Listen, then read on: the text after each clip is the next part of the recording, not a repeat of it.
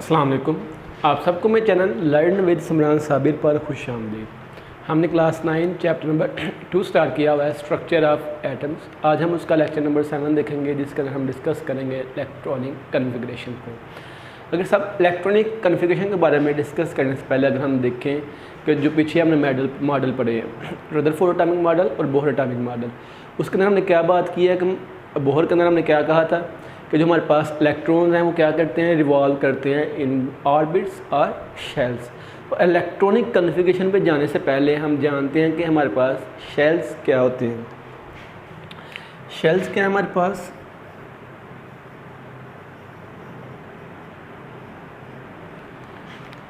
Shells basically हमारे पास energy levels होते हैं that can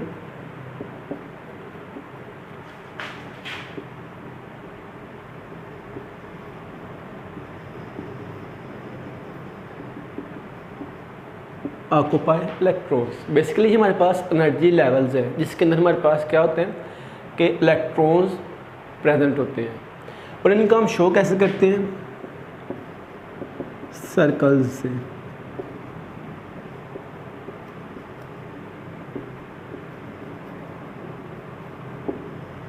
और न्यूक्लियस और इलेक्ट्रॉन्स कितने प्रेजेंट होंगे एक शेल्स के अंदर?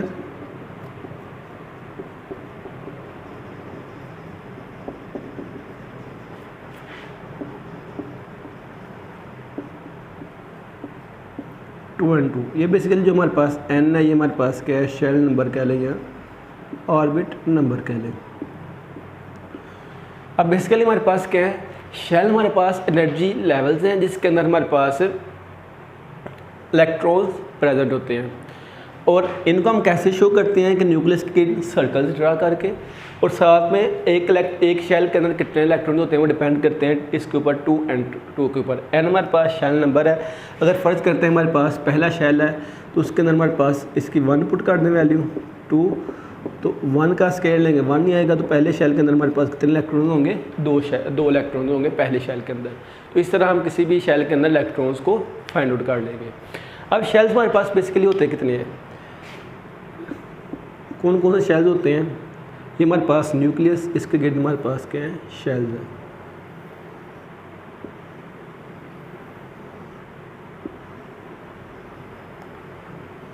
अब आपकी बुक पे उसने 4 शेल्स के बारे में बताया था, हम उसके बारे में डिस्कस करते हैं कि ये पहले हमारे पास क्या है?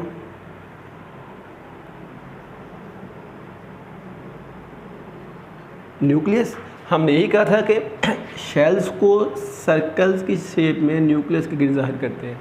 ये हमारे पास न्यूक्लियस, इसके गिर्द हमने सर्कल्स लगाए, हमारे पास क्या है? शेल्स। अब जो सबसे पहला शेल है ये हमारे पास होता है K, दूसरा शेल हमारे पास L, तीसरा M और साथ में N।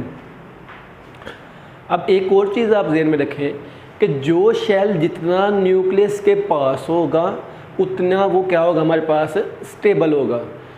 अब जितनी कोई चीज़ स्टेबल होती है उतनी उसके अंदर हमारे पास क्या होती है? एनर्जी कम होती है। तो आप ये कह लें कि जो हमारे पास K है इसकी एनर्जी हमारे पास क्या है? कम है। जो L है इसकी एनर्जी हमारे पास ज़्यादा है, किससे? K से।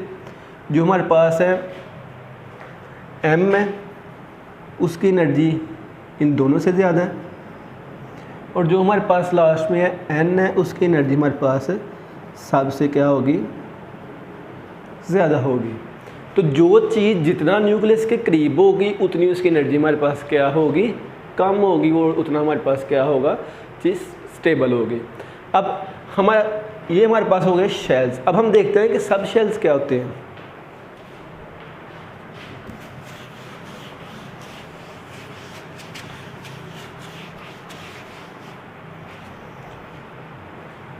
अब बेसिकली हमारे पास क्या करते हैं? शेल्स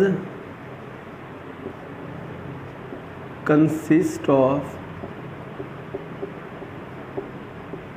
सब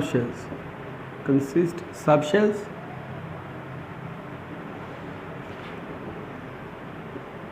अब ये जो सब शेल्स की अमाउंट है ना, ये आपके लिए नंबर है,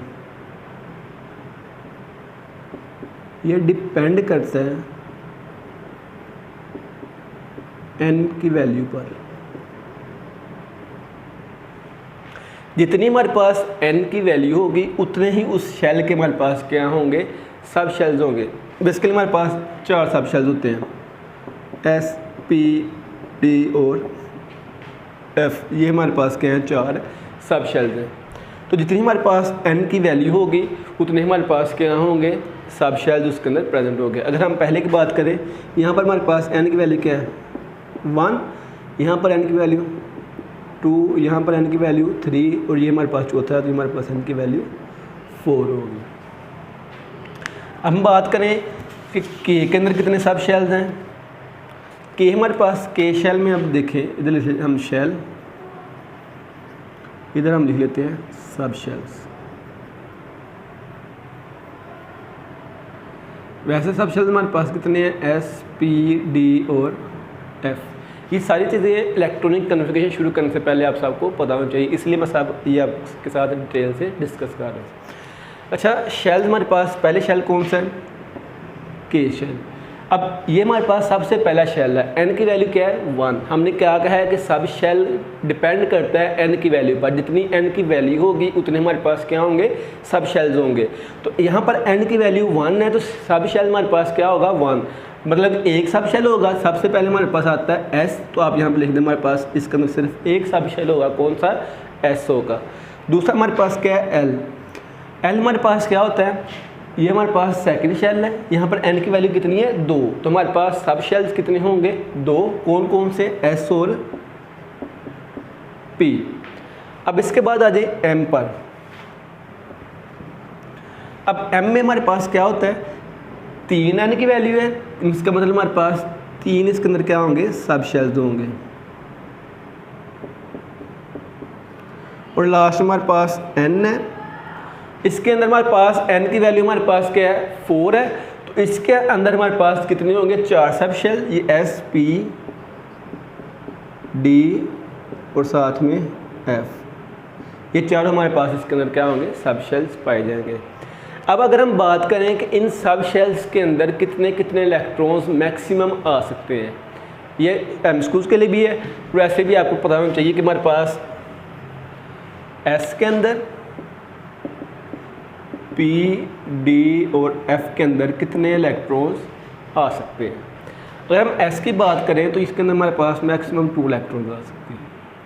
ये हमारे पास P के अंदर 6 इलेक्ट्रॉन्स, D के अंदर 10 इलेक्ट्रॉन्स और F के अंदर हमारे पास 14 इलेक्ट्रॉन्स मैक्सिमम आ सकते हैं। ये वैल्यूज़ आपको क्या होना चाहिए, पता होना चाहिए कि S हमारे पास मैक्सिमम 2 इलेक्ट्रॉन्स को अपने शेल के अंदर रिवॉल्व करवाने में हेल्प आउट कर सकता है, P हमारे पास 6 इलेक्ट्रॉन्स को, D 10 इलेक्ट्रॉन्स को और F 14 इलेक्ट्रॉन्स को अपने सब शेल्स के, अपने शेल के अंदर, सब शेल के अंदर रख सकती है। अब अगर हम बात करें कि इस शेल के अंदर कितने इलेक्ट्रॉन्स होंगे, तो आप यहाँ पर लिख लें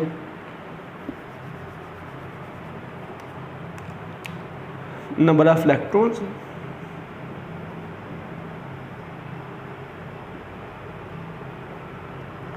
अब इसको मैं ऐसे ड्रा कर लेता हूँ आपके सामने के लिए।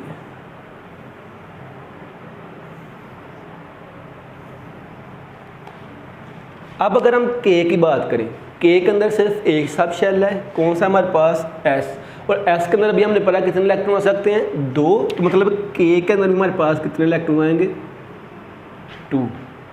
इसके बाद अगर हम L पे आ जाए, L में हमारे पास 2 सब शेल आते हैं, एक हमारे पास है S और दूसरा हमारे पास है P।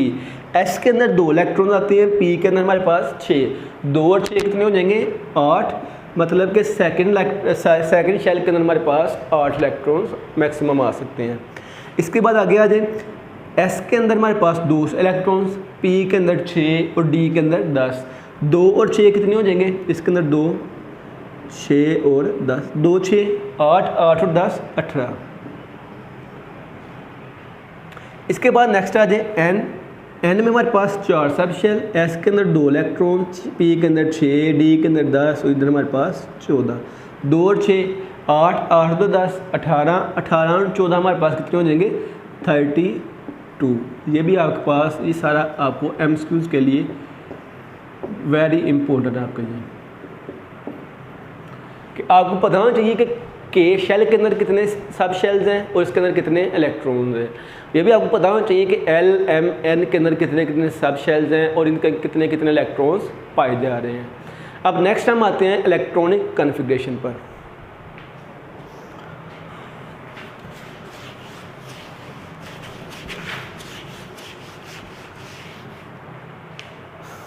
सबसे पहले अगर हम बात करें इलेक्ट्रॉनिक कॉन्फ़िगरेशन की कि इसकी डिफ़ाइन क्या है, तो डिफ़ाइन हम कहते हैं द डिस्ट्रीब्यूशन, कि हमने क्या करना है, डिस्ट्रीब्यूट करने हैं, तकसीम करने हैं। क्या तकसीम करना है हमने, ऑफ इलेक्ट्रॉन्स, हमने इलेक्ट्रॉन्स क्या करने हैं, डिस्ट्रीब्यूट करने हैं। किन के अंदर, इन वेरियस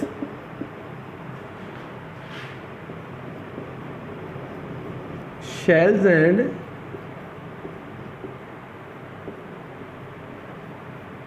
सब शेल्स।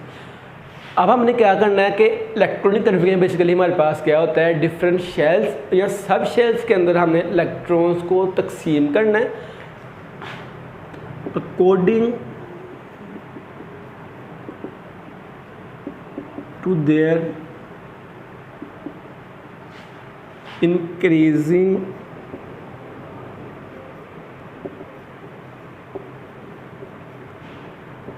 एनर्जी। उनकी एनर्जी की बेस पर हम इलेक्ट्रॉन्स को डिस्ट्रीब्यूट करेंगे डिफरेंट शेल्स या सब शेल्स के अंदर। हमने पहले पढ़ा है कि ए के अंदर हमारे पास एनर्जी कम है, एल के अंदर उससे ज़्यादा, एम के अंदर उससे ज़्यादा और एन के अंदर सबसे ज़्यादा। तो हमारे पास सबसे पहले इलेक्ट्रॉन फिल होते हैं लोएस्ट एनर्जी वाले सब शेल या शेल के अंदर, फिर हमारे पास उससे हाईएस्ट जो होगा, फिर उससे हाईएस्ट जो एनर्जी वाला होगा, ऐसे ऐसे हमारे पास क्या करते जाएंगे, इलेक्ट्रॉन फिल होते जाएंगे। तो ये हमारे पास क्या है, इलेक्ट्रॉनिक कॉन्फ़िगरेशन की डिफ़ाइन कि एनर्जी के बेस पर डिफरेंट शेल्स या सब शेल्स के अंदर इलेक्ट्रॉन जो डिस्ट्रीब्यूट होते हैं उनको हम क्या कहते हैं, इलेक्ट्रॉनिक कॉन्फ़िगरेशंस। अब हम डिफरेंट एग्जांपल्स देखते हैं जिसके थ्रू हम इसको स्टडी कर सकेंगे।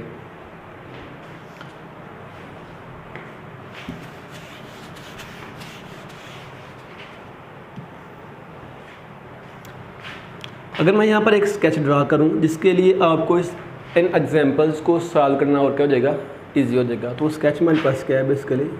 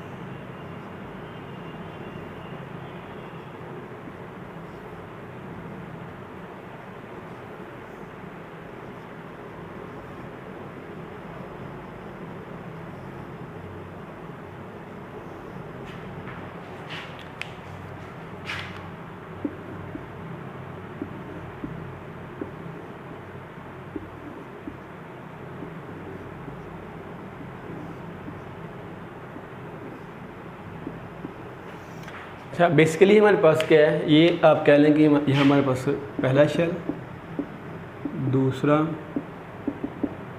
तीसरा, चौथा शेल, पांचवा शेल, छठा और ये हमारे पास सातवां। और यहाँ नीचे को हम क्या कह सकते हैं कि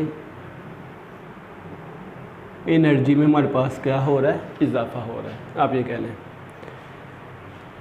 अब इसमें हमारे पास क्या है कि सबसे कम एनर्जी हमारे पास ये, आपने एरो को फॉलो करना है कि जिस तरफ एरो आ रहा है उसमें आपने फिल करना है। सबसे पहले एरो हमारे पास किस में आ रहा है, 1s में, सबसे पहले इलेक्ट्रॉन्स इसके अंदर आएंगे। इसके बाद हमारे पास 2s आ रहा है, इलेक्ट्रॉन जिस तरफ आ रहे हैं, हमारे पास एरो इस तरफ आ रहा है, तो हमारे पास ये क्या होगा, 2s के अंदर पहले 1s में फिल होंगे, बाद में सेकेंड शेल, ये 2 का शो कर रहा है सेकेंड शेल को, इसके अंदर आएंगे, फिर इसके बाद किसके अंदर आएंगे, दोबारा हम एक एरो लगाया इसके अंदर और बाद में इसके अंदर। मतलब कि आपने एरो को फॉलो करना है कि एरो किस सिमत में जा रहा है।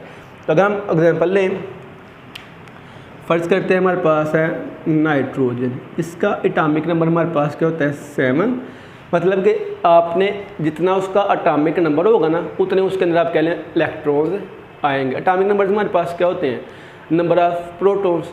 और हमने इसके पढ़ा था किसके अंदर, रदरफोर्ड एटॉमिक मॉडल के अंदर एटम ओवरऑल क्या होता है, न्यूट्रल होता है। जितने उसके अंदर नंबर ऑफ प्रोटॉन्स होते हैं उतने ही नंबर ऑफ इलेक्ट्रॉन्स होते हैं। तो 7 हमारे पास क्या है, नंबर ऑफ प्रोटॉन्स, इतने हमारे पास क्या होंगे, नंबर ऑफ इलेक्ट्रॉन्स। तो 7 है मतलब किसके अंदर में कितने इलेक्ट्रॉन चाहिए, 7 इलेक्ट्रॉन चाहिए। सबसे पहले इलेक्ट्रॉन फिल होंगे 1s के अंदर, इसके अंदर तो आप कह लें 1s। अब s के अंदर मैक्सिमम कितने इलेक्ट्रॉन आ सकते हैं, 2, तो यहाँ पर आ जाएंगे 2 इलेक्ट्रॉन। अब 7 में से 2 माइनस कर दें कितने, 5 इलेक्ट्रॉन बाकी बच गए। अब वो जाएगा नेक्स्ट शेल के साथ पास, उसका सब शेल पहले हमारे पास क्या आ रहा है, ये वाला 2s। अब दोबारा इसके अंदर हमारे पास कितने इलेक्ट्रॉन आ सकते हैं, मैक्सिमम 2। अब 7 में से 4 निकालने कितने बचेंगे, 3 इलेक्ट्रॉन अभी भी हमारे पास क्या है, पीछे बचते हैं। अब इसके बाद थर्ड एरो हमारे पास ये है, पहले हमारे पास ये शेल आएगा, सब शेल आएगा, फिर हमारे पास ये वाला सब शेल। 2s के बाद हमारे पास आएगा 2p। अब 2 और 4, p के अंदर मैक्सिमम कितने इलेक्ट्रॉन आ सकते हैं, 6। लेकिन हमें कितने की ज़रूरत है कि 7 में 4 माइनस करें कितने आ जाएगा, 3। तो इसके अंदर हमारे पास आ जाएंगे 3 इलेक्ट्रॉन। तो ये हमारे पास किसकी इलेक्ट्रॉनिक कन्फिगरेशन है, नाइट्रोजन की। अगर हम नेक्स्ट चलते हैं सोडियम पर आ जाए, इसका एटॉमिक नंबर होता है 11। अब एटॉमिक नंबर इसका हमारे पास क्या है, 11 है। तो इसके अंदर कितने इलेक्ट्रॉन आ सकते हैं, 11। दोबारा पहले शेल से शुरू हो जाए, इसके अंदर पहले शेल के अंदर हमारे पास सब शेल क्या है, 1s के अंदर कितने आ सकते हैं, मैक्सिमम 2। इसके बाद हमारे पास आ रहा है 2s, कितने आ गए, 2। इसके बाद हमारे पास क्या आ रहा है, 2p। अब 11 में से 4 निकालने कितने बचते हैं, 7। p के अंदर मैक्सिमम कितने इलेक्ट्रॉन्स आ सकते हैं, 6। तो इसके अंदर हमारे पास कितने आ जाएंगे, 6 और 2 8 और 10 इलेक्ट्रॉन्स होंगे। लेकिन इधर हमें कितने चाहिए, 11। अब वो जो 1 इलेक्ट्रॉन रह गया वो अगले के पास जाएगा, हमारे पास क्या है, 3s। तो जो 1 इलेक्ट्रॉन रह गया इसके पास आ जाएगा। मतलब कि आपने इसके अंदर जो एरो है उसकी डायरेक्शन को फॉलो करना है कि पहले हमारे पास इसके अंदर आएंगे, फिर 2s के अंदर, 2p 3s के अंदर, फिर 3p 4s के अंदर, 3d 4p 5s के अंदर, फिर ऐसे हमारे पास 4d 5p 6x, फिर हमारे पास ये इस तरह हमारे पास क्या हो जाएंगे, इलेक्ट्रॉन्स फिल हो जाएंगे सब शेल्स के अंदर। अब हमारे पास आ जाता है, अगर हम बात करें क्लोरीन की, इसका होता है हमारे पास 17। अब 2 इलेक्ट्रॉन्स पहले के अंदर, 1s 2 हो जाएगा, फिर आगे s सब शेल है 2s 2 हो जाएगा। आगे हमारे पास p है तो 2p 6 हो जाएगा, 6 2 और 2 10 हो जाएंगे। इसके बाद हमारे पास ये 3s 2 आ रहा है, 3s इसके अंदर 2 आ गए, 2 और 6 12, 2 और 6 8, 8 और 2 10 और 2 12। अब 17 में से 12 निकालने 5 बचते हैं, 3s। इसके बाद हमारे पास ये 3 एरो हो गए, इसके बाद ये वाला आ रहा है 3p।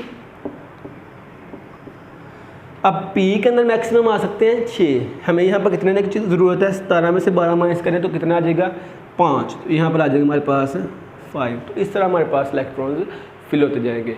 अब रेयर केसेस हमारे पास क्या आते हैं, बोर्ड में आपको सवाल आ सकता है कि आप फाइंड करें Cl नेगेटिव की इलेक्ट्रॉनिक कन्फिग्रेशन।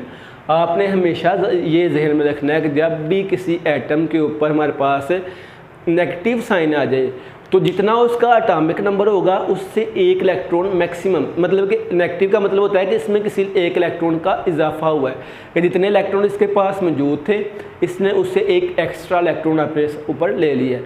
तो यहाँ पर आप अगर देखें Cl की कितनी है 17, लेकिन नेगेटिव साइन क्या शो कर रहा है कि किसके पास 1 इलेक्ट्रॉन ज़्यादा है, 17 और 1 ये नेगेटिव वाला कितने हो जाएंगे 18। तो आपका ये इलेक्ट्रॉनिक कन्फिग्रेशन थोड़ी इस तरह की हो गई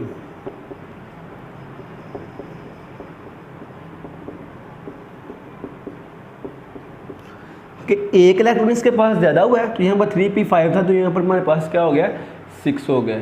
यहाँ आपको ये भी आ सकता है Cl पॉजिटिव। अब जब पॉजिटिव आएगा ना तो इसका ये मतलब होगा कि इसके पास इलेक्ट्रॉन्स की कमी है। कि अगर इसके पास 17 इलेक्ट्रॉन्स होते हैं तो एक इलेक्ट्रॉन इसमें कम हो गया है, 16 रह गए हैं, तो उसकी इलेक्ट्रॉनिक कन्फिग्रेशन आप ड्रा करें। तो आप इसकी करेंगे, कैसे करेंगे, 1s2